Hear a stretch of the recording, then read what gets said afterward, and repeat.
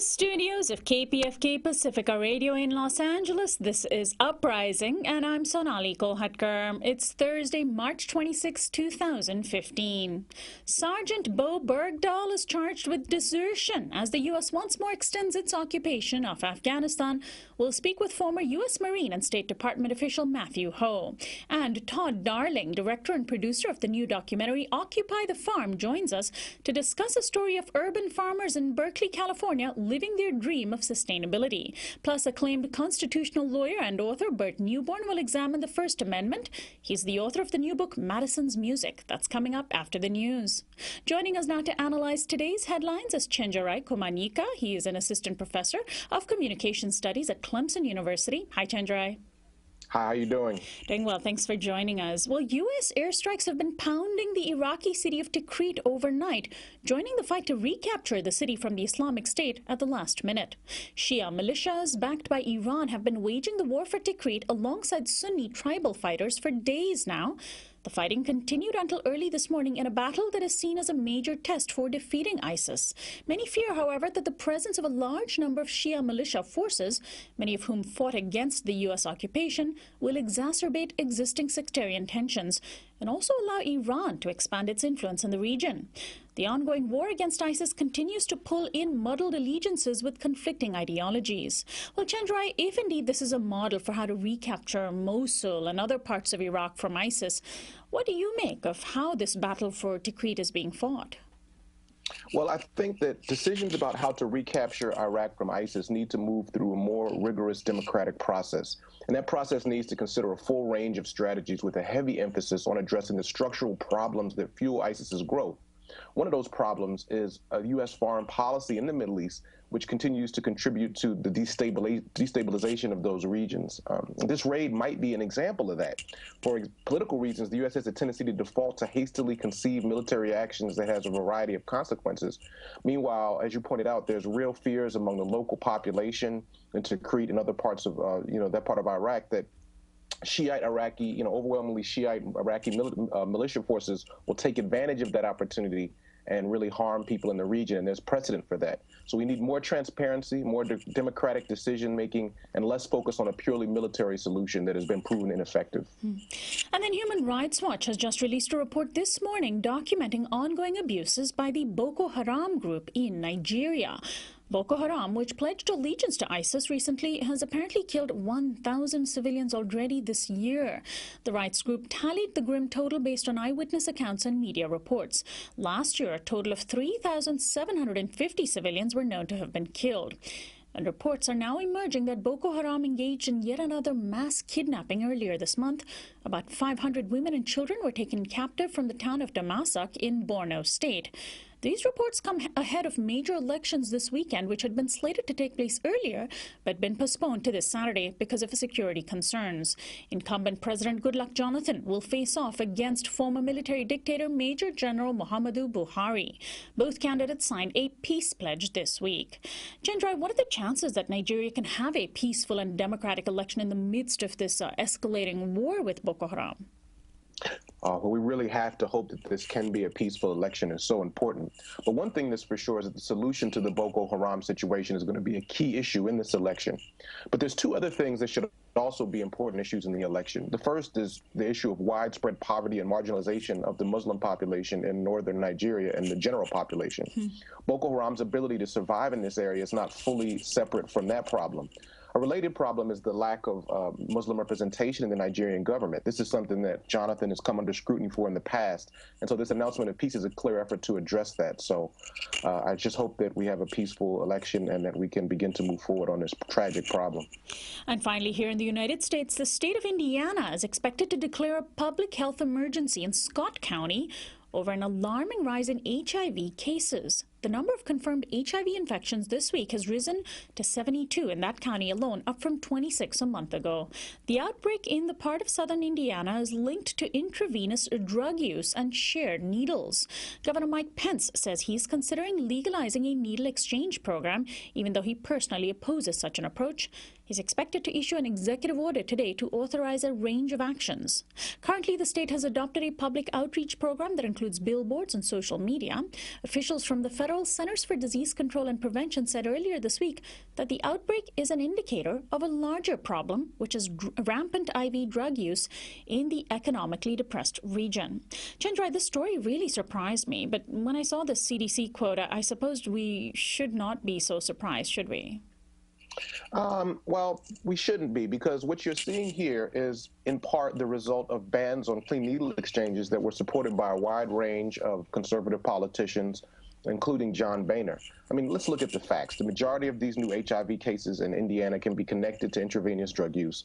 So many studies have proven that clean syringe exchange programs are effective, in a major effective way to prevent the spread of HIV. And this includes a 1998 report by Health and Human Services Secretary Donna Shalala. So legislation like the 2009 federal ban on clean needle exchanges shows a tragic willingness of some politicians to sacrifice human life in favor of a groundless ideological position. Activists have gone to jail protesting this. And so I think what's happening in Indiana is an encouraging move toward a solution, but I hope it's not jeopardized by upcoming election politics. Well, I want to thank you, as always, Chenjerai Kumanyika, for joining us today. We'll talk to you later again. Thank you for having me. Our daily Newsflash guest expert is Chenjerai Kumanyika. He is an assistant professor of communication studies at Clemson University. This is Uprising. We'll be right back.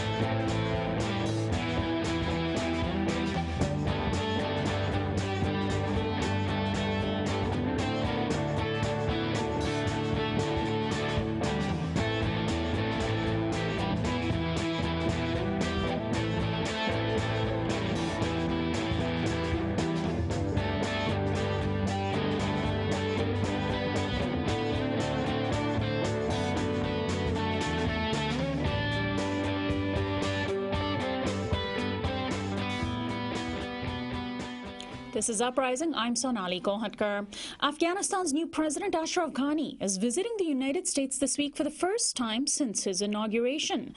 The main outcome of his Tuesday meeting with President Barack Obama was an extension of the U.S. occupation of Afghanistan. Currently, there are 9,800 U.S. troops in Afghanistan, and Obama had promised to halve that number this year. Now, citing a request for flexibility from Mr. Ghani, the troop levels will be maintained until at least the end of this year. As a result, the U.S.'s highly controversial Special Operations Forces will continue to operate in areas deemed to be infested with Taliban activity. Mr. Ghani also addressed a joint session of Congress yesterday, ingratiating himself to the U.S. for its involvement in Afghanistan over the past 13 or so years.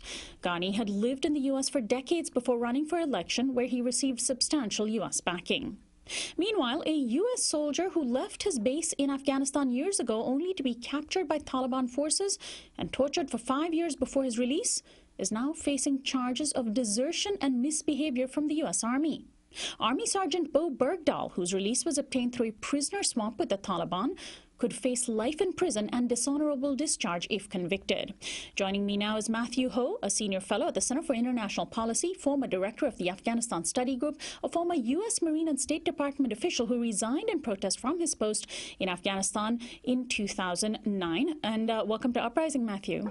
Hi, good morning, Sonali. Thank you for having me on. Now, before we get to the larger Afghanistan occupation story, let's talk about Bowe Bergdahl. The Obama administration negotiated with the Taliban for his release, giving up 5 Taliban prisoners. Now the army is charging him with desertion after he's already been through unimaginable hell, being tortured for 5 years. What do you think's really going on here? Why is he really being charged? Well, I think a lot has to do with the political pressure that's been put on President Obama and on the military. It was really disgraceful when Sergeant Bergdahl was returned from being a prisoner of war 5 years to his family, the way many in the media and many in our political establishment and many ordinary Americans attacked him primarily because they viewed it as an attack on President Obama.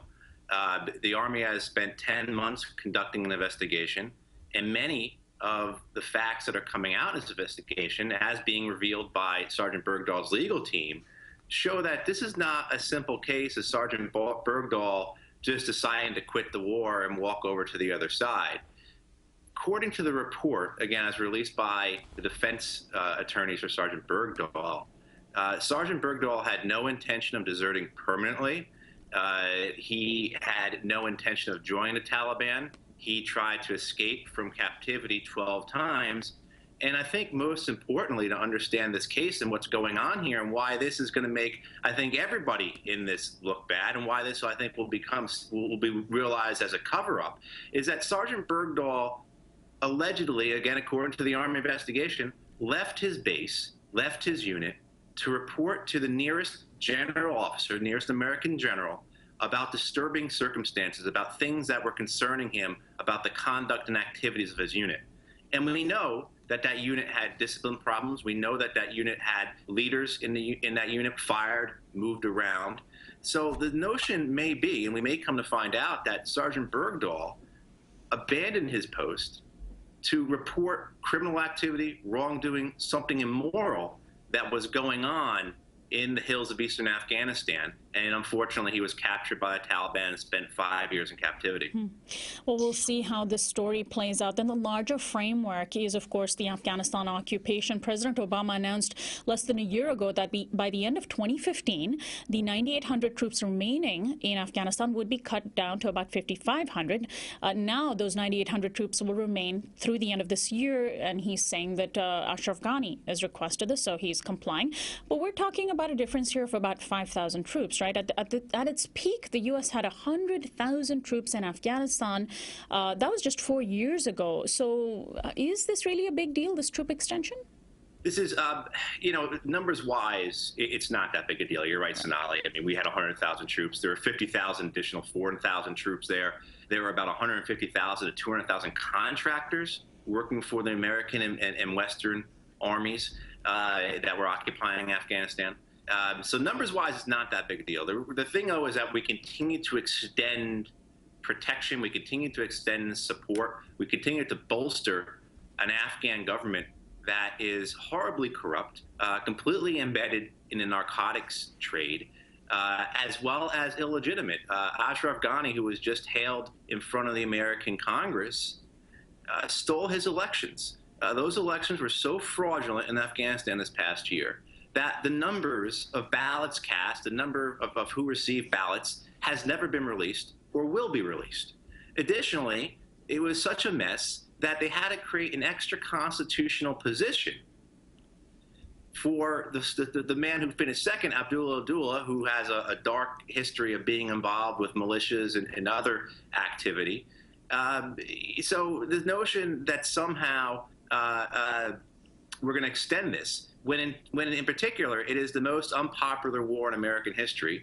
CNN and other outlets reported last year that 4 out of 5 Americans are opposed to the American military presence in Afghanistan, and a majority of Americans feel that the war itself since 2001 has been a mistake.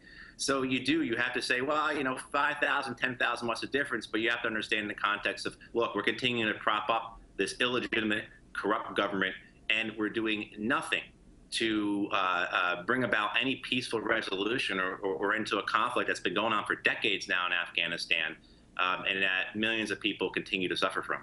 Well, Matthew, the U.S. presence in Afghanistan has long been seen as primarily being there to protect the corrupt government from popular anger and, of course, the Taliban. And so this extension for a few more months of an extra 5,000 troops remaining in Afghanistan than previously thought, can you see that as a sort of a extension of U.S. protection for a man that they helped put into power? And I also want to remark, you mentioned the election was stolen.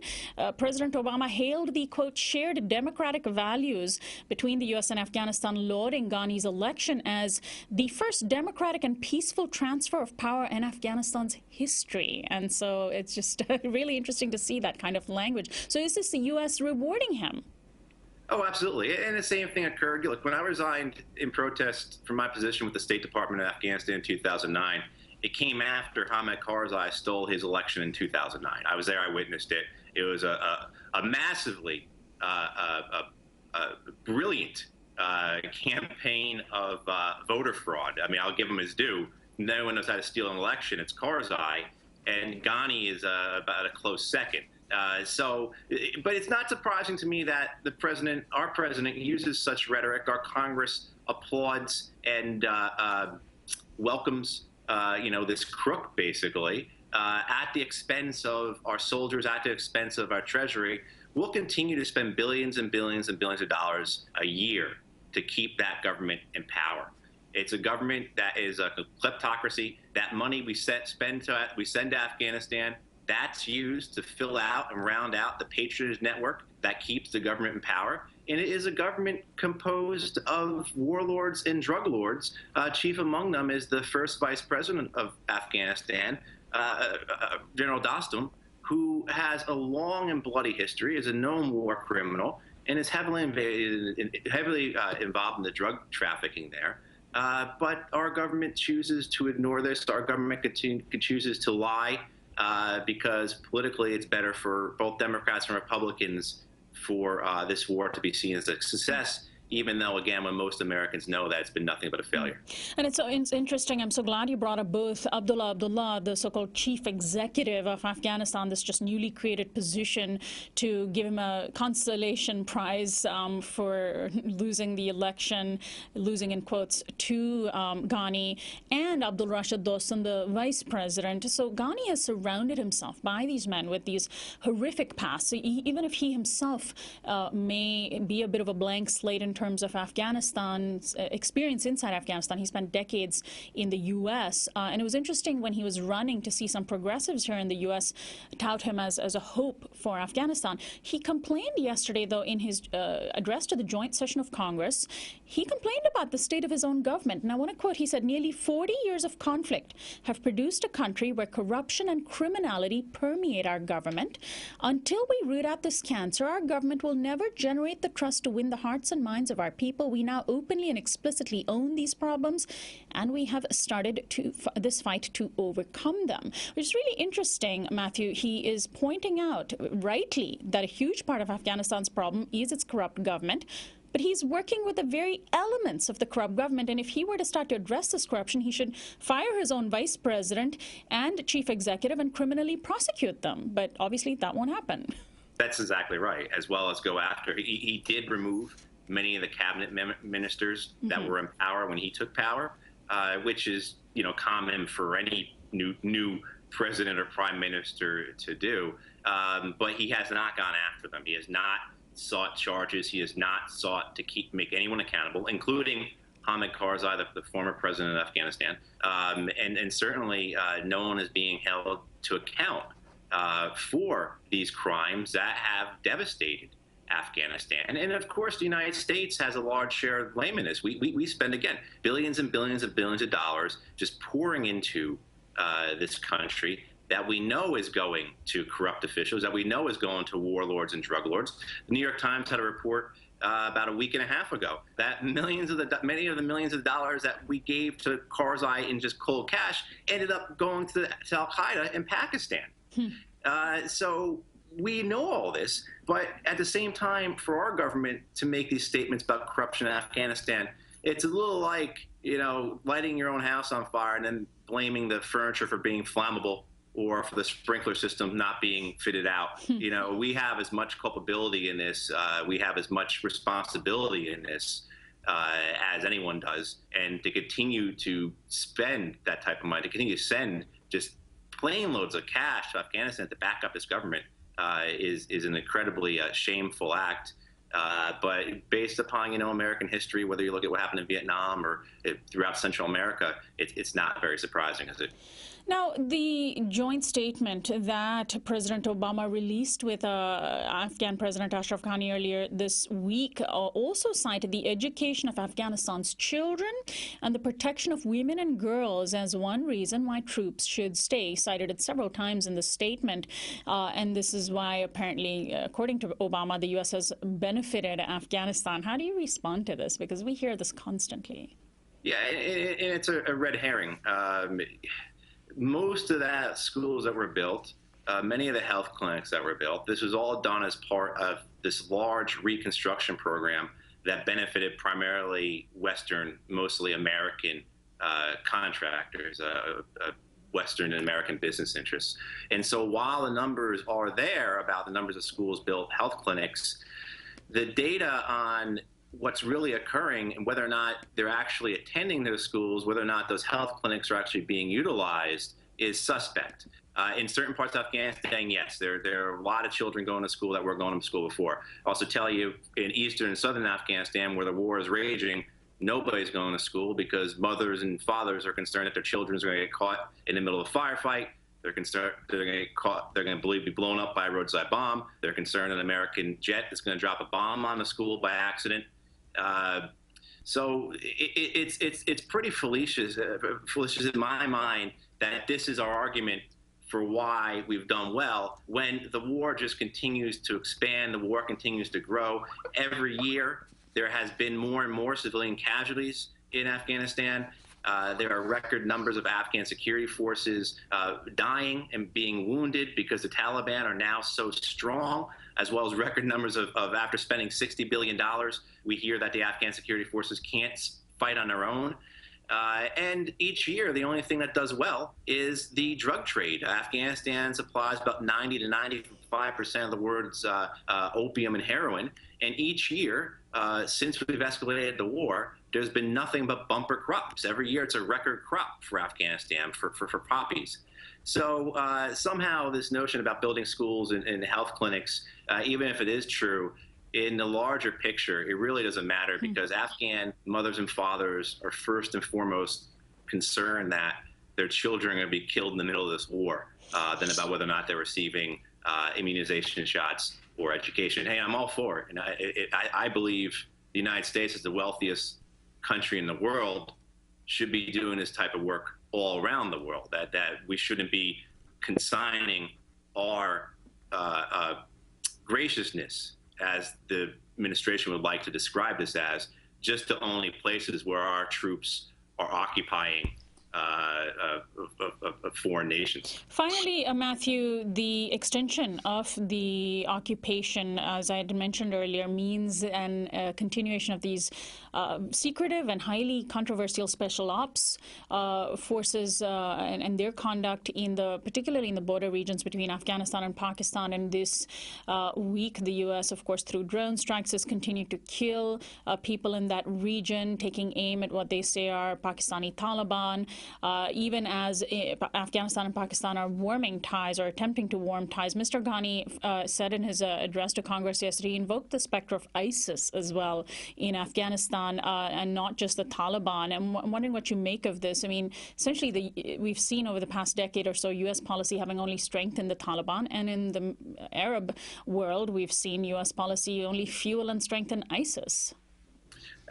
Absolutely, and that's one of the big lessons we should be learning as we look back over not just the last 13 and a half, 14 years since 9/11, but over the last several decades, really since Jimmy Carter declared the Persian Gulf as a national priority or strategic interest for the United States. Since that time, according to Princeton University, we've spent $10 trillion policing the Persian Gulf and the greater Middle East.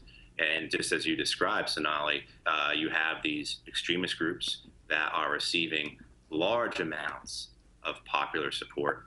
You have civil wars throughout the Middle East in countries that are the recipients of American aid or American intervention. So you look at nations like Libya, look at nations like Yemen, and you see just failed American policies throughout, as well as, of course, Syria and Iraq.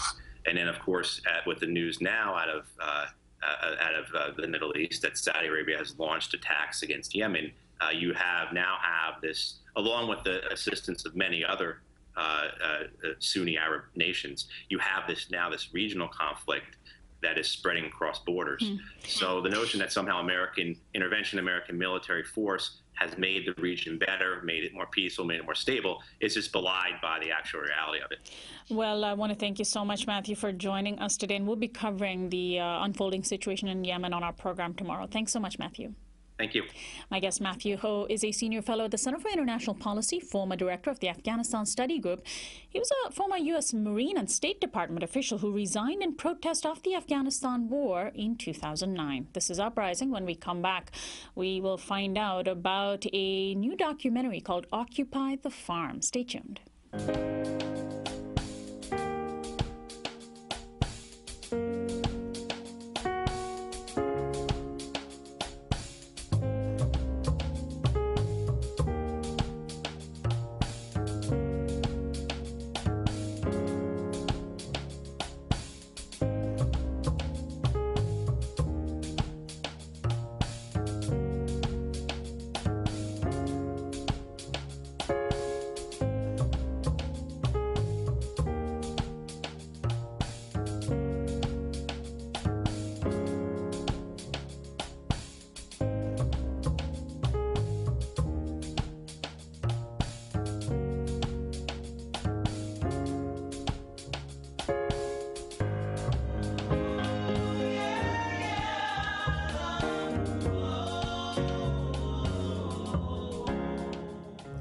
Welcome back to Uprising. I'm Sonali Kohatkar. Did you know that Uprising is now a TV show as well as a radio show? We rely on subscribers to our YouTube channel to fund the TV production of Uprising, and you can sign up to be a subscriber at youtube.com/Uprising with Sonali.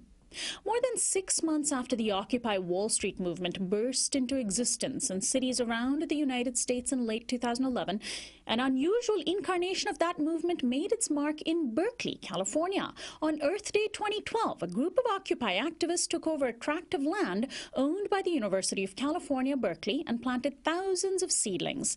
They then set up camp and erected a banner that read, "Occupy the Farm." Not surprisingly, officials didn't take too kindly to this show of unauthorized grassroots control of land and food.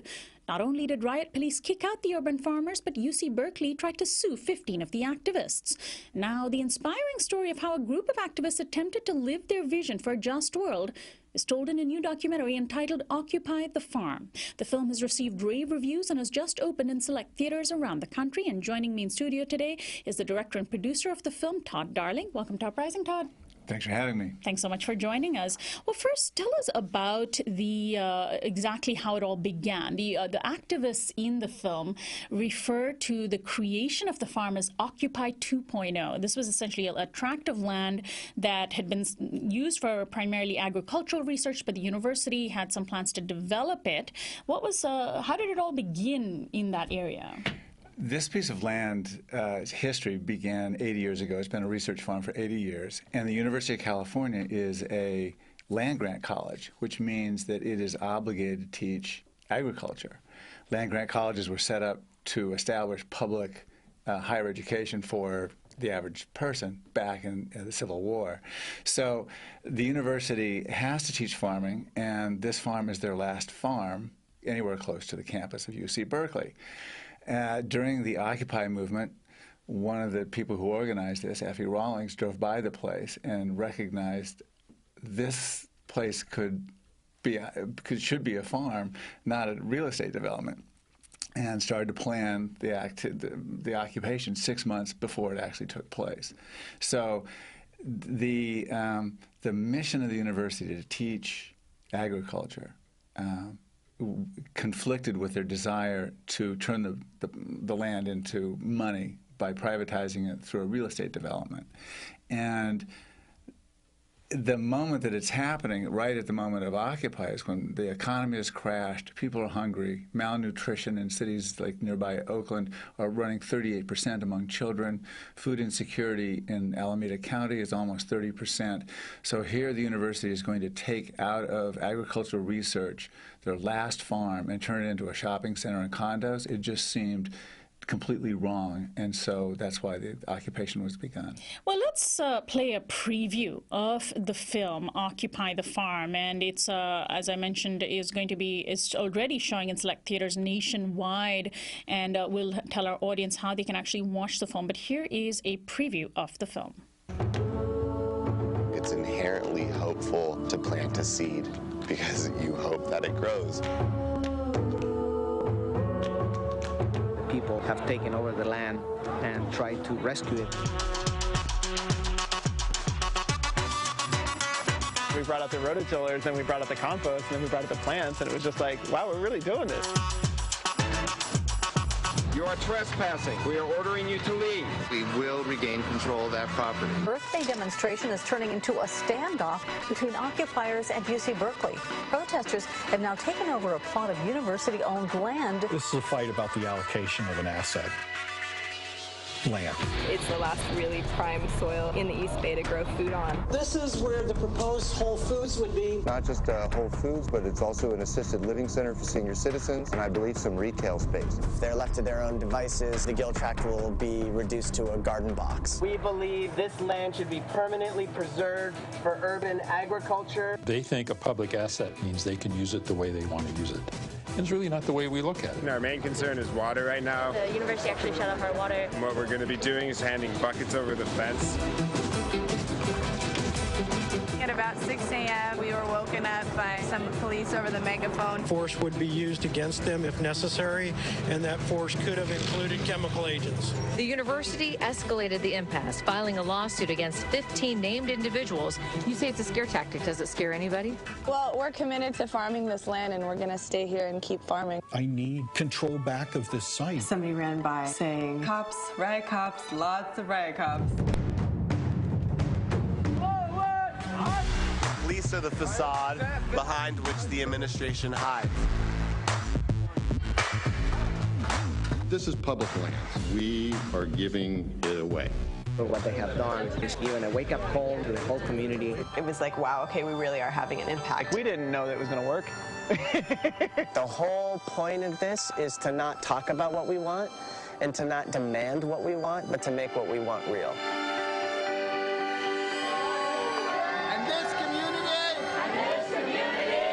Not abandon that farm! Will not abandon that farm! Whose farm? Our farm! And that is Occupy the Farm, a preview of the film that captures a very interesting moment in the Occupy Wall Street movement that didn't really make as much national news as it ought to have. But now through your film, Todd Darling, you're the producer and director of the film, the film can hopefully bring back this very interesting idea. Now, let's tell our audience a little bit about what the farm looked like and felt like at its height. I mean, essentially, people planted, 200 volunteers planted 15,000 seedlings, thinking they'd be kicked off right away, but they weren't kicked off right away, so they set up camp. What did it feel like in the moment in its peak? It was very happy. It was the first thing that I noticed when I walked on the place was how happy it was. And it was kind of surprising because all these people are breaking the law. They're all trespassing. They could be arrested at any time. Occupy Wall Street, Occupy Oakland had just come to an end a few months before. People were still come to an end by people were still in the hospital from it. So you had this sort of, on the one hand, this tension that they're doing something illegal and very oppositional. At the same time, there are families, children planting baby zucchini, out in this, beautiful green field, setting up a camp, and it was this feeling of they were liberated. They were very happy. So people were working with a purpose. They were working together. There were all kinds of people who had come onto the land. There were some people from surrounding neighborhoods who didn't ever have the chance to do this kind of gardening. But then among the farmers were also a bunch of UC Berkeley grads. It was a pretty mixed group of people. There were people from Occupy Oakland. There were people who, some people had houses. Some people didn't have houses who were there. There were the neighbors. There were the children from the elementary school. There were UC grads. It was a very mixed bunch of people who were out there digging their hands in the ground. So rather than raiding the farm right away, the first thing that authorities did was turn off the water. What did that do to the farm, and what sort of lessons did they get from that? Very important perhaps preview of what we as a state in California and maybe as a country might be facing soon. Water is a very precious resource. Water became sort of the organizing principle of the place. Water became it's kind of a central organizing element. The university, after about 2 days, maybe even less, turned the water off. And they thought, the farmers think, well, how are we going to grow 2 acres of crops without any water? So they panicked. for a moment, and then someone with a pickup truck showed up with a donated tank on the back, and then someone else donated a hose at their house, and then they filled up the tanks, and they would roll in the tanks in backs of pickup trucks, and then they'd take the water out, put it into gallon buckets, and then carry it out, and they hand watered 2 acres of crops for weeks.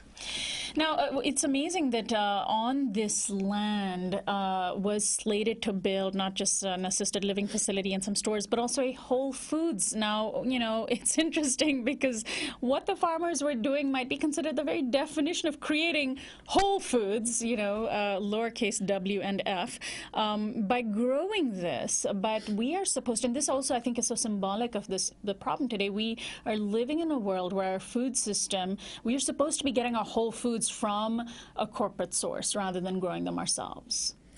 Exactly. I think that one of the things that struck me profoundly was the notion of resilience, the notion that you could do these things yourselves, and that within even in a densely packed urban setting, you can grow a significant amount of food. And right now in the world, the world's food supply, 15% of it is grown inside of cities. And I think that that's, you know, indicates that we don't need to rely on a grocery store for all of our food. And in fact, in many poor urban neighborhoods, there's no Whole Foods. There's no grocery stores at all. There's only liquor stores with chips and soda pop. So the notion that you can grow your own food is very powerful, and really came right up against the notion of building a shopping mall on a farmland. And now the other aspect that this film sort of symbolized and exposes is the opposition between academics and activists. Academics at the UC Berkeley system saw this land as being their experiment ground, essentially. They did seed research on it. I believe some of it sort of GMO research. And they didn't like seeing activists actually use the farm, right? It's the university is not a monolithic thing. The people are fighting each other constantly. Yeah, it's not homogeneous. So some of the academics were using the land for corn gene research that goes into GMOs for seeds as well as for energy companies, that kind of research. Other of the academics are doing agricultural research of a more traditional sort and organic agricultural research. So there was this definite tension about what was the future of this land. Was it going to be a shopping mall? Was it going to be used to research for GMOs? Or was it going to be used for research for sustainable urban agriculture? And this clash was central to what happened to this piece of land. The story is somewhat reminiscent of what we experienced in Southern California several years ago with the South Central Farm, where a number of immigrant communities in South Central Los Angeles simply started farming for their food on an unused piece of land, and then it became this powerful symbol of subversion against a corporate food system, and they bulldozed it. It was told in an Academy Award-nominated film called The Garden. I'm wondering if the Occupy the Farm activists were in any way inspired by that. They were inspired by that. They were also inspired by the MST in Brazil that's taken over land for landless people there in Brazil. So yeah, all these things came into play in their planning of it. It's important to note, though, that this is public land. The garden in South Central was privately owned, and that this land is supposed to be used for research for the public good. And when you talk about the conflict between academics, one of the key battles is who is going to control the powerful research engine of the University of California. It's the biggest research engine in the world. Who is going to control it? For what ends is this going to be used? Is it going to be for public good, or is it going to be siphoned off into public interest? And it wasn't as though UC Berkeley, private interest. Not as though UC Berkeley, didn't hear from people before this. There had been people for years urging the university to do something constructive with the public land, but they were choosing to put it into a development. Finally, tell us what happened. There was a lawsuit. What happened to the farm? What's the future plans for this, and also how people can watch the film? I don't want to give too much away about how the film ends, but there were lawsuits that went back and forth. The people, the organizers of Occupy the Farm, have been very persistent, and they've been dedicated, and the community has really come out in support. It's not that everyone loves them, but a lot of people have supported them. The land at this point is still parts of the land are still being fought over. That's ongoing. The story is not completely done, but the Occupy the Farm has managed to achieve something quite significant here, both in terms of getting the land as well as having a model for organizing. And the film is going to be screened starting March 30th in North Hollywood, March 31st Claremont, California, March 31st also Oakland, California, West LA, Portland, Oregon, as well as on the East Coast, Burlington, East Vermont, etc. Can you give out a website where people who are interested can find where their local screenings are? Yes. Here in Southern California, it's going to be shown at the Laemmle Theaters, the NoHo 7, Claremont 5, and the Royal.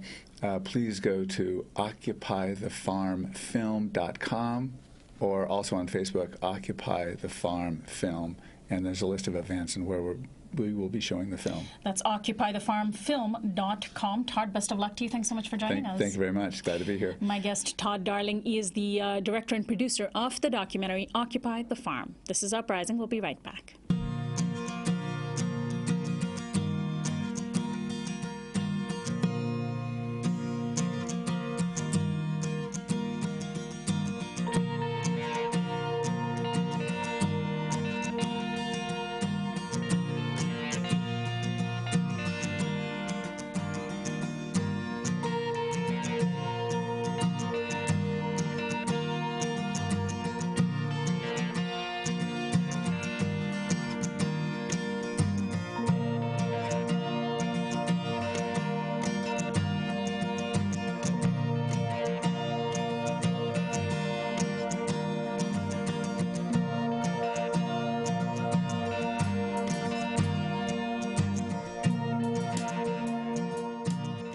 Welcome back to Uprising. I'm Sonali Kolhatkar. On December 15, 1791, Congress passed the 10 amendments to the U.S. Constitution that became the Bill of Rights. The first on that list enshrines a basic tenet of freedom, loosely interpreted the freedom of speech. That speech could be religion, the press, physically assembling or associating as a group, and much more. The interpretation of the First Amendment, drafted by the fourth President, James Madison, has changed and widened over the years. It's become a linchpin for many protections as well as an excuse for expanding the powers of the powerful. Now, one of the U.S.'s most important constitutional lawyers, Burt Neuborne, takes apart the 45 words that form the First Amendment in an entire book. His book is called Madison's Music on Reading the First Amendment. Burt Neuborne is the Inez Milholland Professor of Civil Liberties and the founding legal director of the Brennan Center for Justice at New York University's Law School. He's also a contributor to The Nation, and he now joins me. Welcome to Uprising, Burt. Glad to be here. Thanks so much for joining us. You know, your book is about the First Amendment and the surrounding issues, but it's entitled Madison's Music, not Madison's writings. Why is it music? Why do you refer to Madison as a great political poet? Well, because my thesis is that the Bill of Rights, especially the First Amendment, tells a story, that the structure of the text, if we would only look at it, instead of just talking about the First Amendment as though it were a thing, if we would look at it as the 45 words, as the 6 clauses, the way Madison structured it, we would see that it tells a remarkable story, almost a poem. I call it music, but it's all a series of metaphors designed to urge people to read the story of the First Amendment and to interpret the First Amendment in accordance with the story that it tells. And it's an effort, I think, to rescue it from a kind of rootless First Amendment that has been captured recently in the United States by the powerful. So let's go through it, and then you can sort of tease it apart for us. Let's actually read out the First Amendment. Congress shall make no law respecting an establishment of religion or prohibiting the free exercise thereof, or abridging the freedom of speech or of the press or the right of the peoples peaceably to assemble and to petition the government for a redress of grievances. Now, I have to be pretty honest, it sounds less poetic than I think we might imagine poetry to be, because it's a very concise set of words. How do you explain why the very first thing on this list is religion, the protection against and of religion? Sure.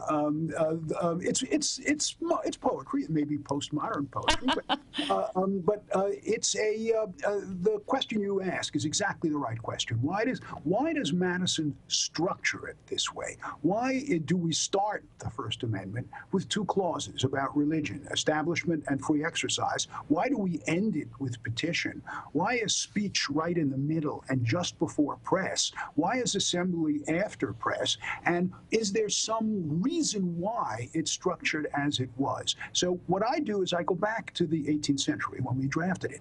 And the 18th century, the idea of religion in the 18th century, especially the way Madison viewed it, was essentially a protection of conscience. It's still a protection of conscience in the modern world. Religion is a kind of relationship that you have with either a supreme being or some extraordinary set of norms by which you've chosen to live your life, by which you try to live in accordance with what you understand to be a conscientious vision of your life. And so no democracy can exist if it doesn't have a citizenry that is free to think, that is free to have a conscience and free to act consistently with that conscience without the state telling them what they should believe and how they should act. So Madison starts the Bill of Rights.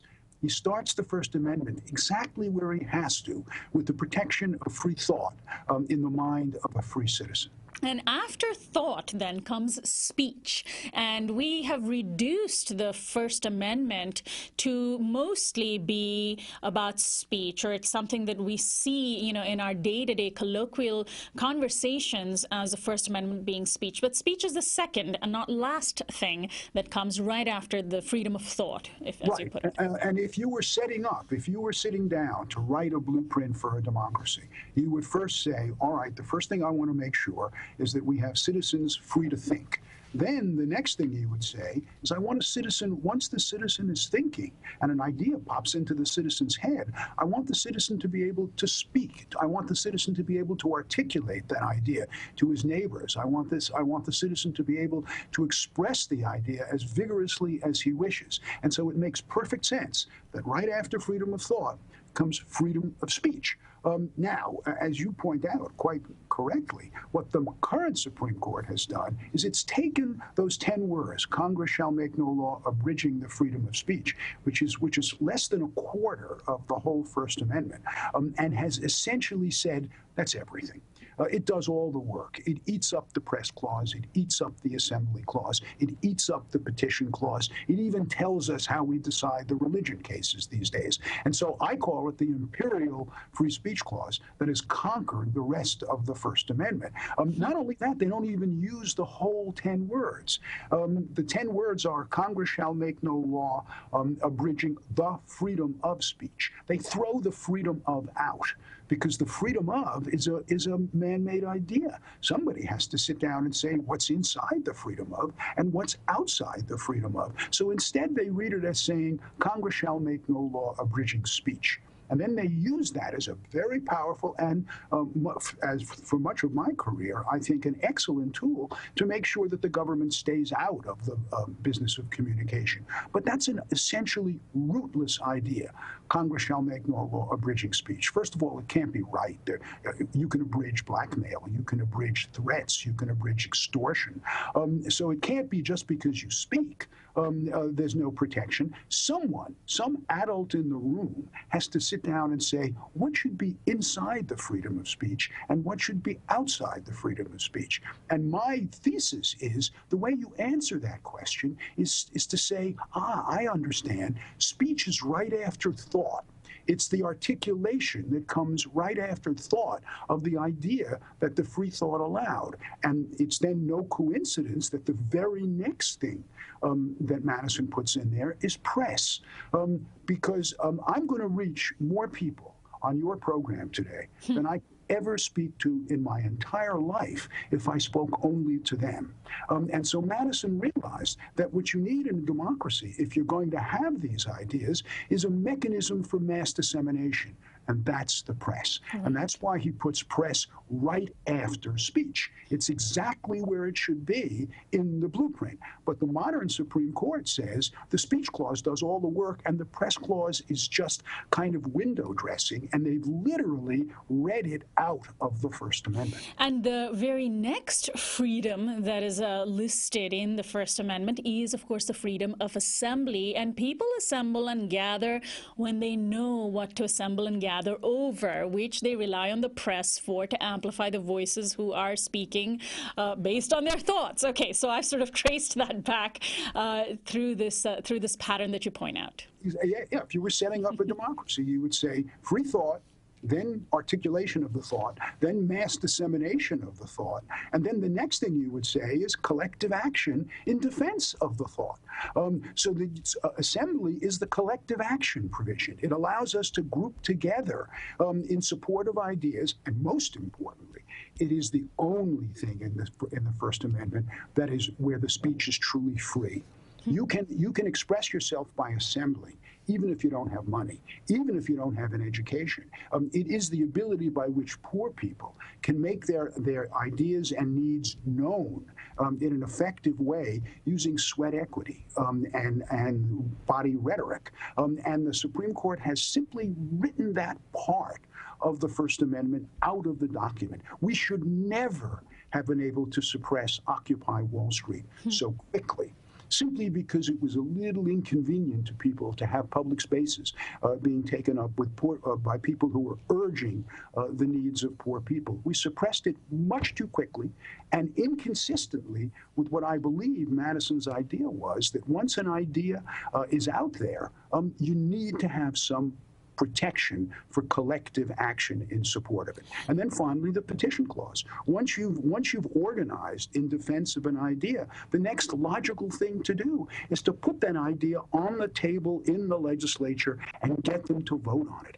And so it couldn't be organized any other way. It is the perfect story, the half-life of a democratic idea, emerging from the free conscience of a free person, freely articulated, mass disseminated, collectively acted upon, and then presented to the organs of the legislature for final resolution. And yet, that's how we should be reading the First Amendment. And yet today, Burt, we have seen the Supreme Court, particularly the Roberts Supreme Court, use the idea that the First Amendment is about a free market of ideas, but a free market rather than free speech. And we've seen this being turned into a tool of corporate power in a manner that was never intended, perhaps because now money and the influence of money in our politics is protected as free speech. And that seems to be such an utter perversion of the original intent. That's exactly right. That's really why I wrote the book. I wrote the book. First of all, the book is not just for lawyers. It's not even primarily for lawyers. It's for ordinary citizens who have to recapture their First Amendment. The First Amendment is too important to leave to lawyers. It's too important to leave to judges, and it's too important to leave to rich people. My plea is, tonight, I was so glad that you began the interview by reading the entire First Amendment. Go home.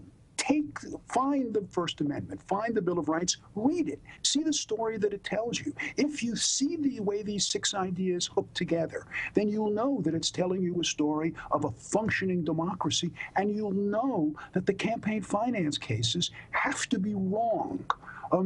Because, as you point out, what a very narrow majority, 5 members of the current court, read the Supreme Court as though it is read the First Amendment as though it is just a license to deregulate. They deregulate anything.